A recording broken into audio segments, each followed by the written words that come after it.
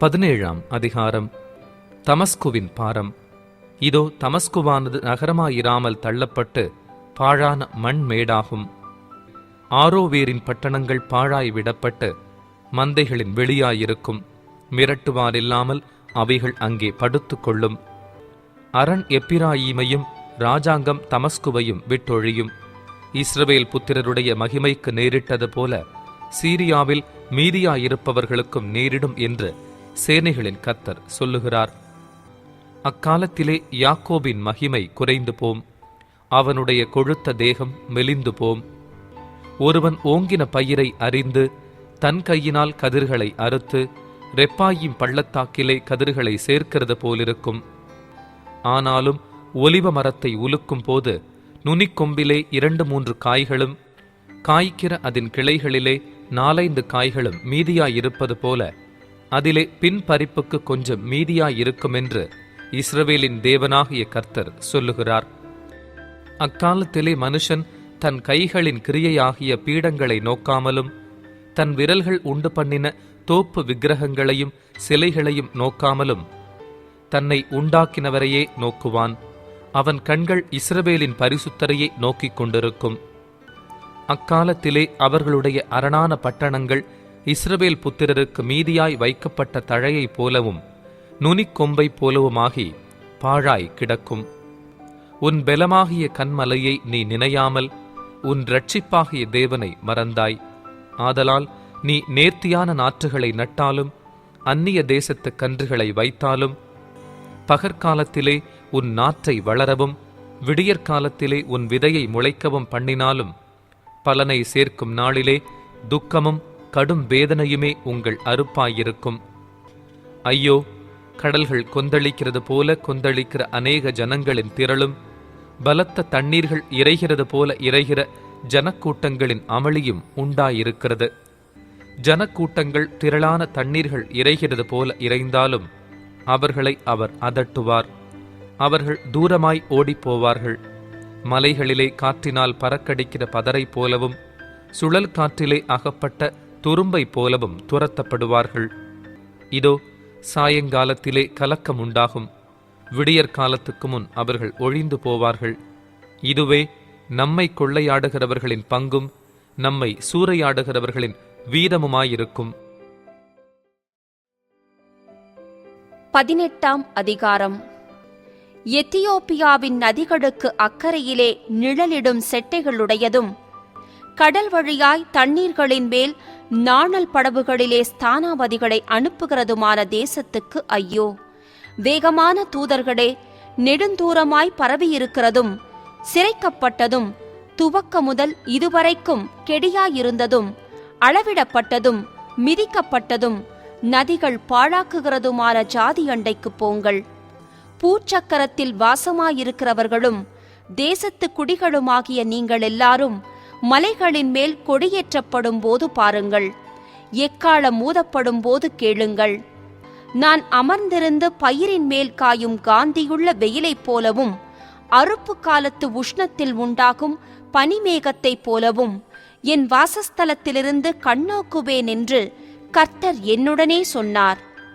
திராட்சச் செடிகள் அறுப்புக்கு முன்னே பூ பூத்து முற்றி காய்க்கிற காய்கள் பிஞ்சாயிருக்கும் போதே அவர் அரிவாள்களினாலே கப்புக்கவர்களை அறுத்து கொடிகளை எறிந்து அகற்றி போடுவார். அவைகள் ஏகமாய் மலைகளின் பட்சிகளுக்கும் பூமியின் மிருகங்களுக்கும் இடப்படும். பட்சிகள் அதின்மேல் கோடை காலத்திலும் காட்டு மிருகங்களெல்லாம் அதின்மேல் மாரி காலத்திலும் தங்கும். அக்காலத்திலே நெடுந்தூரமாய் பரவியிருக்கிறதும் சிரைக்கப்பட்டதும் துவக்க முதல் இதுவரைக்கும் கெடியாயிருந்ததும் அளவிடப்பட்டதும் மிதிக்கப்பட்டதும் நதிகள் பாழாக்குகிறதுமான ஜாதியானது சேனைகளின் கர்த்தரின் நாமம் தங்கும் ஸ்தலமாகிய சீயோன் மலையில் சேனைகளின் கர்த்தருக்கு காணிக்கையாக கொண்டு வரப்படும். 19ஆம் அதிகாரம். எகிப்தின் பாரம். இதோ கர்த்தர் வேகமான மேகத்தின் மேல் ஏறி எகிப்துக்கு வருவார். அப்பொழுது எகிப்தின் விக்கிரகங்கள் அவருக்கு முன்பாக குலுங்கும். எகிப்தின் இருதயம் தனக்குள்ளே கரைந்து போகும். சகோதரனோடே சகோதரனும் சிநேகிதனோடே சிநேகிதனும் பட்டணத்தோடே பட்டணமும் ராஜ்யத்தோடே ராஜ்யமும் யுத்தம் பண்ணும்படியாய் எகிப்தியரை எகிப்தியரோடே போர் கலக்க பண்ணுவேன். அதனால் எகிப்தியருடைய ஆவி அவர்களுக்குள் சோர்ந்து போகும். அவர்கள் ஆலோசனையை முழுகிப் போக பண்ணுவேன். அப்பொழுது விக்கிரகங்களையும் மந்திரவாதிகளையும் சன்னதக்காரர்களையும் குறி சொல்லுகிறவர்களையும் தேடுவார்கள். நான் எகிப்தியரை கடினமான அதிபதியின் கையில் ஒப்பிப்பேன். கடூரமான ராஜா அவர்களை ஆளுவான் என்று சேனைகளின் கர்த்தராகிய ஆண்டவர் சொல்லுகிறார். அப்பொழுது கடலின் தண்ணீர்கள் குறைந்து நதியும் வற்றி வறண்டு போம். ஆறுகளை திருப்பி விடுவார்கள். அரணிப்பான அகழிகள் வெறுமையாகி வறண்டு போம். கொருக்கையும் நாணலும் வாடும். நதியோரத்திலும் நதி முகத்திலும் இருக்கிற மடலுள்ள செடிகளும் நதி அருகே விதைக்கப்பட்ட யாவும் உலர்ந்து போம். அது பறக்கடிக்கப்பட்டு இல்லாதே போம். மீன் பிடிக்கிறவர்கள் பெருமூச்சு விடுவார்கள். நதியிலே தூண்டில் போடுகிற யாவரும் துக்கிப்பார்கள். தண்ணீர்களின் மேல் வலைகளை வீசுகிறவர்கள் சலித்து போவார்கள். மெல்லிய சணலை பக்குவப்படுத்துகிறவர்களும் சல்லாக்களை நெய்கிறவர்களும் நாணுவார்கள். மீன் வளர்க்கிற குளங்களை கூலிக்கு அணை கட்டுகிற அனைவருடைய அணைக்கட்டுகளும் உடைந்து போம்.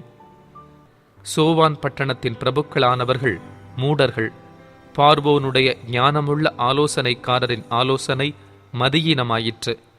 நான் ஞானிகளின் புத்திரன், நான் பூர்வ ராஜாக்களின் குமாரன் என்று பார்வோனுடனே எப்படி சொல்லுகிறீர்கள்?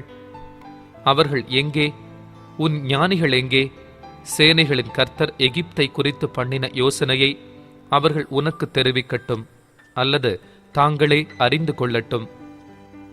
சோவான் பிரபுக்கள் மூடரானார்கள். நோப்பின் பிரபுக்கள் மோசம் போனார்கள்.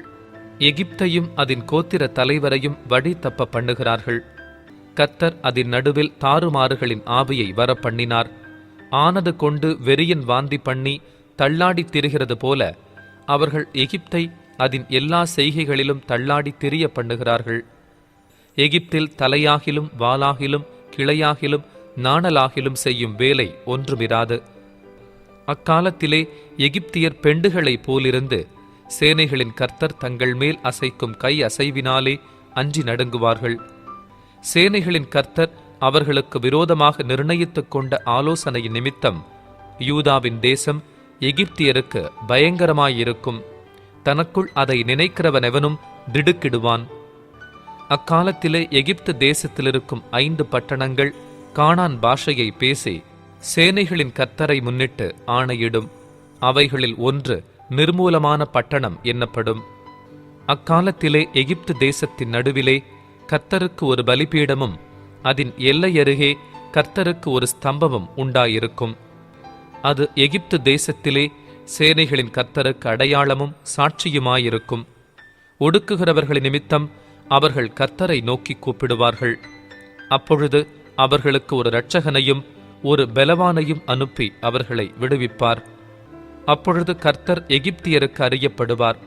எகிப்தியர் கர்த்தரை அக்காலத்திலே அறிந்து அவருக்கு பலிகளோடும் காணிக்கைகளோடும் ஆராதனை செய்து கர்த்தருக்கு பொருத்தனைகளை பண்ணி அவைகளை செலுத்துவார்கள். கர்த்தர் எகிப்தியரை வாதையினால் அடிப்பார். அடித்து குணமாக்குவார். அவர்கள் கர்த்தரிடத்தில் மனம் திரும்புவார்கள். அப்பொழுது அவர்கள் விண்ணப்பத்தை கேட்டு அவர்களை குணமாக்குவார். அக்காலத்திலே எகிப்திலிருந்து அசீரியாவுக்கு போகிற பெரும் பாதை உண்டாயிருக்கும். அசீரியர் எகிப்துக்கும் எகிப்தியர் அசீரியாவுக்கும் வந்து எகிப்தியர் அசீரியரோடும் கூட ஆராதனை செய்வார்கள். அக்காலத்திலே இஸ்ரவேல் எகிப்தோடும் அசீரியாவோடும் மூன்றாவதாக பூமியின் நடுவில் ஆசீர்வாதமாயிருக்கும். அவைகளை குறித்து சேனைகளின் கர்த்தர், எகிப்தியராகிய என் ஜனமும் அசீரியராகிய என் கரத்தின் கிரியையும் இஸ்ரவேலராகிய என் சுதந்திரமும் ஆசீர்வதிக்கப்பட்டது என்று சொல்லி அவர்களை ஆசீர்வதிப்பார். 20ஆம் அதிகாரம். தர்த்தான் அசீரியா ராஜாவாகிய சர்கோனாலே அனுப்பப்பட்டு அஸ்தோத்துக்கு வந்து அஸ்தோத்தின் மேல் யுத்தம் பண்ணி அதை பிடித்த வருஷத்திலே கர்த்தர் ஆமோத்சின் குமாரனாகிய ஏசாயாவை நோக்கி, நீ போய் உன் அறையில் இருக்கிற இரட்டை அவிழ்த்து உன் கால்களில் இருக்கிற பாதரட்சைகளை கழற்று என்றார். அவன் அப்படியே செய்து வஸ்திரமில்லாமலும் வெறுங்காலுமாய் நடந்தான். அப்பொழுது கர்த்தர் எகிப்தின் மேலும் எத்தியோப்பியாவின் மேலும் வரும் 3 வருஷத்து காரியங்களுக்கு அடையாளமும் குறிப்புமாக என் ஊழியக்காரனாகிய ஏசாயா வஸ்திரமில்லாமலும் வெறுங்காலுமாய் நடக்கிறது போல அசீரியா ராஜா தான் சிறைப்பிடிக்கப் போகிற எகிப்தியரும் தான் குடிவிலக்கப் போகிற எத்தியோப்பியருமாகிய இளைஞரையும் கிழவரையும் வஸ்திரமில்லாமலும் வெறுங்காலுமாய் எகிப்தியருக்கு வெட்கமுண்டாகும்படி இருப்பிடம் மூடப்படாதவர்களாய் கொண்டு போவான். அப்பொழுது இந்த கடற்கரை குடிகள் தாங்கள் நம்பியிருந்த எத்தியோப்பியாவை குறித்தும் தாங்கள் பெருமை பாராட்டின எகிப்தை குறித்தும் கலங்கி வெட்கி, இதோ அசீரிய ராஜாவின் முகத்துக்கு தப்பும்படிக்கு நாங்கள் நம்பி சகாயத்துக்கென்று ஓடி வந்து அண்டினவன் இப்படியானானே, நாங்கள் எப்படி விடுவிக்கப்படுவோம் என்று அக்காலத்திலே சொல்லுவார்கள் என்றார். 21ஆம் அதிகாரம். கடல் வனாந்தரத்தின் பாரம். சுழல் காற்று தென் திசையிலிருந்து எழும்பி கடந்து வருகிறது போல பயங்கரமான தேசமாகிய வனாந்தரத்திலிருந்து அது வருகிறது. கொடிய தரிசனம் எனக்கு தெரிவிக்கப்பட்டது. துரோகி துரோகம் பண்ணி பாழாக்கிறவன் பாழாக்கிக் கொண்டே இருக்கிறான். ஏலாமே எழும்பு, மேதியாவே முற்றிக்கை போடு, அதனாலே உண்டான தவிப்பையெல்லாம் ஒழிய பண்ணினேன். ஆகையால் என் இடுப்பு மகா வேதனையால் நிறைந்திருக்கிறது. பிள்ளை பெறுகிறவளின் வேதனைகளுக்கு ஒத்த வேதனைகள் என்னை பிடித்தது. கேட்டதினால் உழைவு கொண்டு கண்டதினால் கலங்கினேன். என் இருதயம் திகைத்தது. திகில் என்னை திடுக்கிடப் பண்ணிற்று. எனக்கு இன்பம் தந்த இரவு பயங்கரமாயிற்று.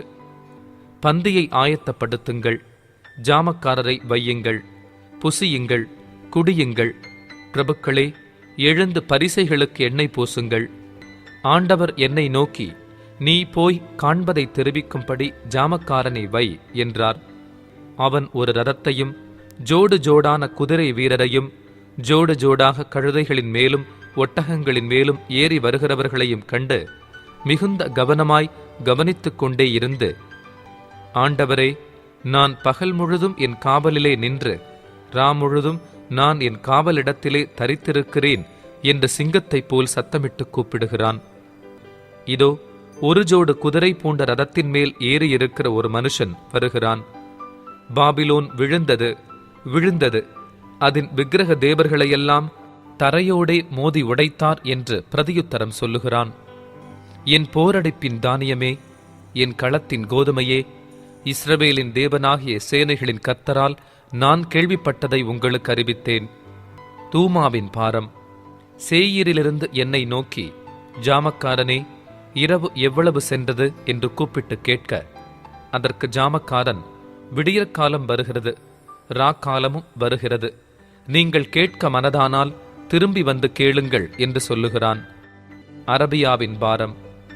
திதானியராகிய பயணக்கூட்டங்களே, நீங்கள் அரபியாவின் காடுகளில் தங்குவீர்கள். தேமா தேசத்தின் குடிகளே, நீங்கள் தாகமாயிருக்கிறவர்களுக்கு தண்ணீர் கொண்டு போய் தப்பி ஓடுகிறவர்களுக்கு அப்பம் கொடுக்க எதிர்கொண்டு போங்கள். அவர்கள் பட்டயங்களுக்கும் உருவின கட்டத்துக்கும் நான் ஏற்றின வில்லுக்கும் யுத்தத்தின் கொடுமைக்கும் தப்பி ஓடுகிறார்கள்.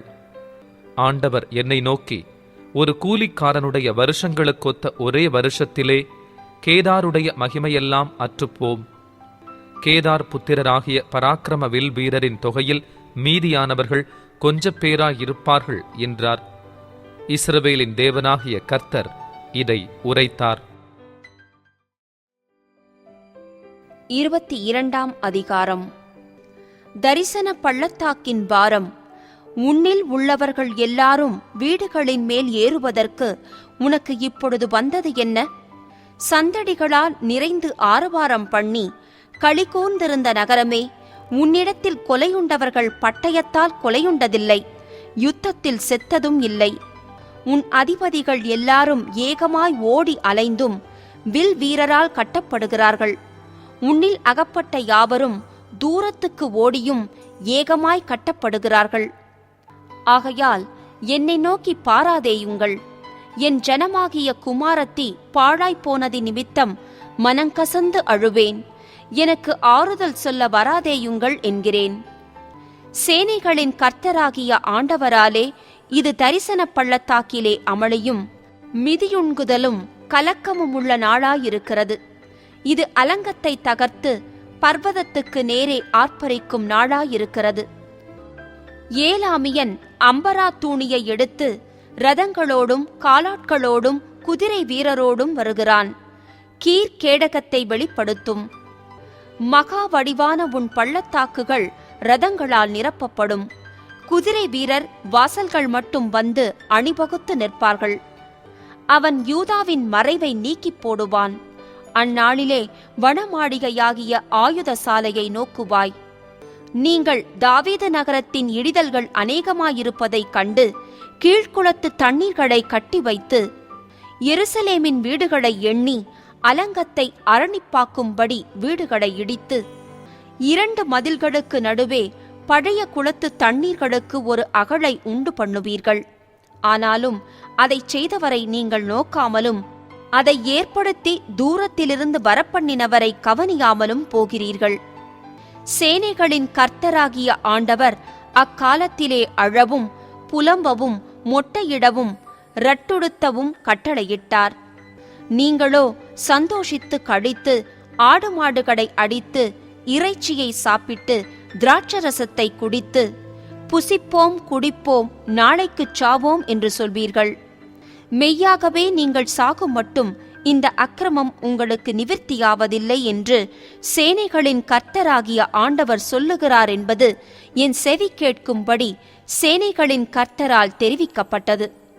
சேனைகளின் கர்த்தராகிய ஆண்டவர் உரைத்ததாவது: நீ அரமனை விசாரிப்புக்காரனும் பொக்கிஷக்காரனுமாகிய செப்னா என்பவனிடத்தில் போய்ச் சொல்ல வேண்டியது என்னவென்றால், உயர்ந்த ஸ்தலத்திலே தன் கல்லறையை வெட்டி கண்மலையிலே தனக்கு வாசஸ்தலத்தை தோண்டுகிறவனைப் போல நீ உனக்கு இங்கே கல்லறையை வெட்டும்படிக்கு உனக்கு இங்கே என்ன இருக்கிறது? உனக்கு இங்கே யார் இருக்கிறார்கள்? இதோ பெலவான் ஒருவனை துரத்துகிற வண்ணமாக கர்த்தர் உன்னை துரத்திவிட்டு நிச்சயமாய் உன்னை மூடி போடுவார். அவர் உன்னை உண்டையைப் போல அகலமும் விசாலமுமான தேசத்திலே சுழற்றி எரிந்து விடுவார். அங்கே நீ சாவாய். அங்கே உன் மகிமையின் ரதங்கள் உன் ஆண்டவனுடைய வீட்டுக்கு இகழ்ச்சியாக இருக்கும். உன்னை உன் நிலையை விட்டு துரத்தி விடுவேன். உன் ஸ்தானத்திலிருந்து நீ பிடுங்கி போடப்படுவாய். அந்நாளிலே இல்கியாவின் குமாரனாகிய எலியாக்கீம் என்னும் என் ஊழியக்காரனை நான் அழைத்து உன் வஸ்திரத்தை அவனுக்கு தரித்து உன் கச்சையால் அவனை இடைக்கட்டி உன் அதிகாரத்தை அவன் கையிலே கொடுப்பேன். அவன் எருசலேமின் குடிகளுக்கும் யூதாவின் வம்சத்துக்கும் தகப்பனாயிருப்பான். தாவீதுடைய வீட்டின் திறவுகோலை அவன் தோளின் மேல் வைப்பேன். ஒருவரும் பூட்டக்கூடாதபடிக்கு அவன் திறப்பான். ஒருவரும் திறக்கக்கூடாதபடிக்கு அவன் பூட்டுவான். அவனை உறுதியான இடத்திலே ஆணியாக கடாவுவேன். அவன் தன் தகப்பன் வீட்டுக்கு மகிமையான சிங்காசனமாக இருப்பான். அதின்மேல் அவன் தகப்பன் வம்சத்தாராகிய புத்திரர் பௌத்திரருடைய மகிமை அனைத்தையும் சிறிதும் பெரிதுமான சகல பான பாத்திரங்களையும் தூக்கி வைப்பார்கள். உறுதியான இடத்தில் கடாவப்பட்டிருந்த ஆணி அந்நாளிலே பிடுங்கப்பட்டு முறிந்து விழும். அப்பொழுது அதின்மேல் தொங்கின பாரம் அருந்து விழும் என்று சேனைகளின் கர்த்தர் உரைக்கிறார். கர்த்தரே இதை உரைக்கிறார் என்று சொல் என்றார். 23 அதிகாரம். தீருவின் பாரம். தர்ஷீஸ் கப்பல்களே அலறுங்கள். அது வீடு இல்லாத படிக்கும் அதில் வருவார் இல்லாத படிக்கும் பாழாக்கப்பட்டது. இந்தச் செய்தி கித்தீம் தேசத்திலிருந்து அவர்களுக்கு தெரிவிக்கப்படுகிறது. தீவு குடிகளே மௌனமாயிருங்கள். சீதோனின் வர்த்தகர் சமுத்திரத்திலே யாத்திரை பண்ணி உன்னை நிரப்பினார்கள். சீகோர் நதியின் மிகுந்த நீர் பாய்ச்சல்களால் விளையும் பயிர் வகைகளும் ஆற்றங்கரையின் அறுப்பும் அதன் வருமானமாயிருந்தது. அது ஜாதிகளின் சந்தையாயிருந்தது. சீதோனே வெட்கப்படு. நான் இனி கர்ப்பவேதனை படுகிறதும் இல்லை, பெறுகிறதும் இல்லை, இளைஞரை வளர்க்கிறதும் இல்லை, கன்னிகைகளை ஆதரிக்கிறதும் இல்லை என்று சமுத்திர கோட்டையான கடல்துறை சொல்லுகிறது. எகிப்தின் செய்தி கேட்கப்பட்டதினால் நோய் உண்டானது போல தீருவின் செய்தி கேட்கப்படுவதினாலும் நோய் உண்டாகும். கரைதுறை குடிகளே, நீங்கள் தர்ஷீஸ் மட்டும் புறப்பட்டு போய் அலறுங்கள். பூர்வ நாட்கள் முதல் நிலை பெற்று களி கூர்ந்திருந்த உங்கள் பட்டணம் இதுதானா? பரதேசம் போய் சஞ்சரிக்கிறதற்கு அவள் கால்களே அவளை தூரமாய் கொண்டு போம். கிரீடம் தரிப்பிக்கும் தீருவுக்கு விரோதமாக இதை யோசித்து தீர்மானித்தவர் யார்? அதன் வர்த்தகர் பிரபுக்களும் அதன் வியாபாரிகள் பூமியின் கனவான்களுமாமே. சர்வசிங்காரத்தின் மேன்மையை குலைக்கவும் பூமியின் கனவான்கள் யாவரையும் கனஈனப்படுத்தவும் சேனைகளின் கர்த்தரே இதை யோசித்து தீர்மானித்தார். தர்ஷீசின் குமாரத்தியே, நதியைப் போல நீ உன் தேசத்தில் பாய்ந்து போ, உனக்கு அணை இல்லை. கர்த்தர் தமது கையை சமுத்திரத்தின் மேல் நீட்டி ராஜ்யங்களை குலுங்க பண்ணினார்.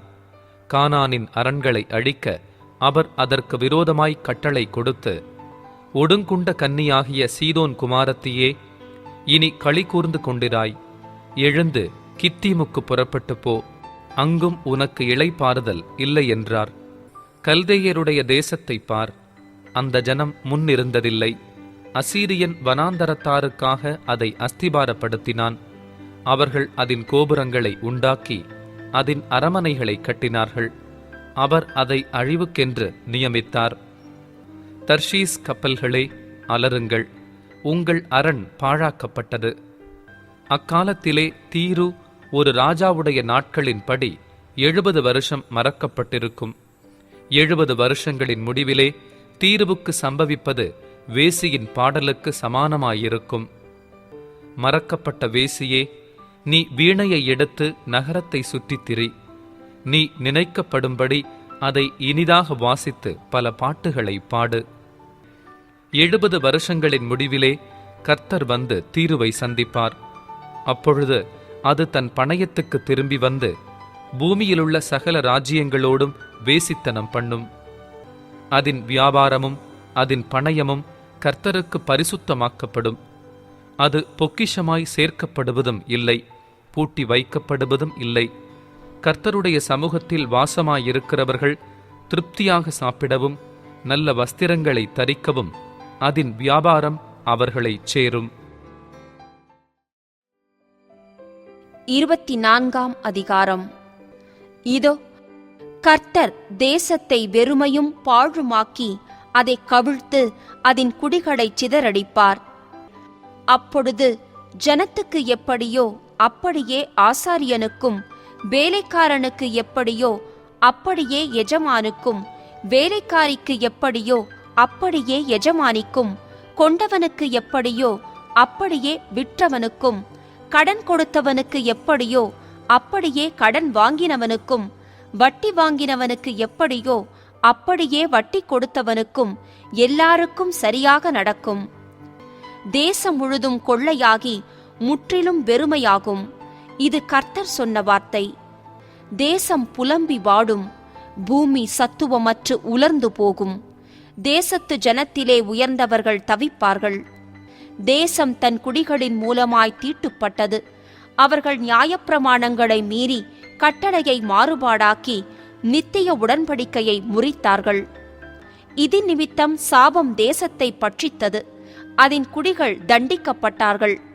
தேசத்தார் தகிக்கப்பட்டார்கள். சிலர் மாத்திரம் மீந்திருக்கிறார்கள்.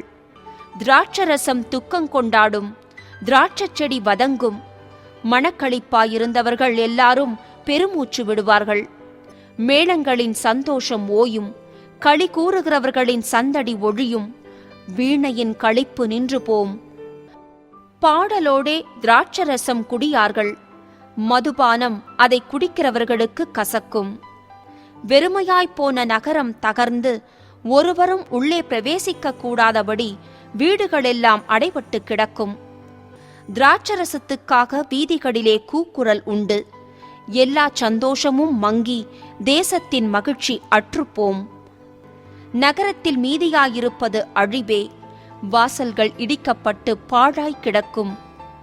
ஒலிவ மரத்தை உலுக்கும் போதும், திராட்சப்பழங்களை அறுத்து தீரும் போதும், பின்பறிப்புக்கு கொஞ்சம் மீந்திருப்பது போல தேசத்துக்குள்ளும் இந்த ஜனங்களின் நடுவிலும் கொஞ்சம் மீந்திருக்கும். அவர்கள் சத்தமிட்டு கெம்பீரிப்பார்கள். கர்த்தருடைய மகத்துவத்தின் நிமித்தம் சமுத்திரத்தினின்று ஆர்ப்பரிப்பார்கள். ஆகையால் கர்த்தரை வெளுக்கும் திசையிலும் இஸ்ரவேலின் தேவனாகிய கர்த்தரின் நாமத்தை சமுத்திர தீவுகளிலும் மகிமைப்படுத்துங்கள். நீதிபரனுக்கு மகிமை என்று பாடும் கீதங்களை பூமியின் கடையாந்தரத்திலிருந்து கேட்கிறோம். நானோ இளைத்துப் போனேன். எனக்கு ஐயோ, துரோகிகள் துரோகம் பண்ணுகிறார்கள், துரோகிகள் மிகுதியாய் துரோகம் பண்ணுகிறார்கள் என்கிறேன். தேசத்து குடிகளே, திகிலும் படுகுழியும் கண்ணியும் உங்களுக்கு நேரிடும். அப்பொழுது திகிலின் சத்தத்திற்கு விலகி ஓடுகிறவன் படுகுழியில் விழுவான். படுகுழியிலிருந்து ஏறுகிறவன் கண்ணியில் அகப்படுவான். உயர இருக்கும் மதகுகள் திறவுண்டு பூமியின் அஸ்திபாரங்கள் குலுங்கும். தேசம் நொறுங்கவே நொறுங்கும், தேசம் முறியவே முறியும், தேசம் அசையவே அசையும். வெறித்தவனைப் போல தேசம் தள்ளாடி ஒரு குடிலைப் போல பெயர்த்து போடப்படும். அதன் பாதகம் அதின்மேல் பாரமாயிருக்கையால் அது விழுந்து போம், இனி எழுந்திராது. அக்காலத்தில் கர்த்தர் உன்னதமான சேனையை உன்னதத்திலும் பூமியின் ராஜாக்களை பூமியிலும் விசாரிப்பார். அவர்கள் கெபியில் ஏகமாய் கட்டுண்டவர்களாகச் சேர்ந்து காவலில் அடைக்கப்பட்டு அநேக நாள் சென்ற பின்பு விசாரிக்கப்படுவார்கள். அப்பொழுது சேனைகளின் கர்த்தர் சீயோன் மலையிலும் எருசலேமிலும் ஆளுகை செய்வதால் சந்திரன் கலங்கும், சூரியன் நாணமடையும். அவருடைய மூப்பர்களுக்கு முன்பாக மகிமை உண்டாயிருக்கும்.